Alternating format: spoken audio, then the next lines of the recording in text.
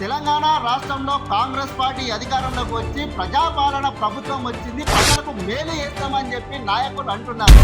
కానీ ప్రస్తుతం సిద్దిపేటలో జరుగుతున్నటువంటి సంఘటనలు చూస్తుంటే ఇది ప్రజా ప్రభుత్వమా లేదా రాక్షస పాలన ప్రభుత్వమా అని అనుమానాలు కలుగుతున్నాయి. జిల్లా స్థాయి అత్యున్నత అధికారుల హస్తలాఘనంతో తారుమారైన రికార్డులు, 30 సంవత్సరాల రికార్డులను మర్చిపోవాల్సిందేనా? అంటే 30 సంవత్సరాల నుంచి ఉన్నటువంటి ల్యాండ్ను మర్చిపోవాలా అధికారుల అత్యుత్సాహంతో?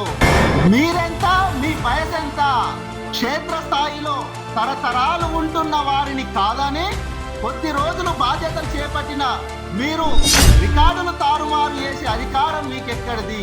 అంటే అధికారం ఉంది కదా, అహంకారంతో రికార్డులను తారుమారు చేసుకుంటా అన్యాయంగా పేద ప్రజలకు న్యాయం చేయాల్సినటువంటి అధికారులే పేదల గొంతు నొక్కుతూ దాడులు చేస్తూ పోలీస్ అధికారులను అడ్డం పెట్టుకొని జైలు పాలు చేస్తున్న అధికారులు. రికార్డులను తారుమారు చేసే అధికారం మీకు ఎవరిచ్చారు? ప్రజల పన్నులతోని జీతాలు తీసుకుంటున్నటువంటి ఉద్యోగులు నాయకులకు గులాంగిరి చేసుకుంటా, నాయకులు ఎప్పింది చేసుకుంటా, పనులు చేసుకుంటా అమాయకమైనటువంటి పేద ప్రజల ముసురు తీసుకుంటున్నటువంటి సిద్దిపేటలోని ఉన్నటువంటి జిల్లాలోని అత్యున్నత అధికారులు కొంతమంది. సిద్దిపేటలో ఉన్నటువంటి జిల్లా అధికారులు అనుకుంటే అన్నదాతల నోట్లలో మట్టి కొట్టుకుంటూ అన్యాయం పాలు చేస్తున్న ఘనత మన సిద్దిపేటలో ఉన్న అధికారులకు.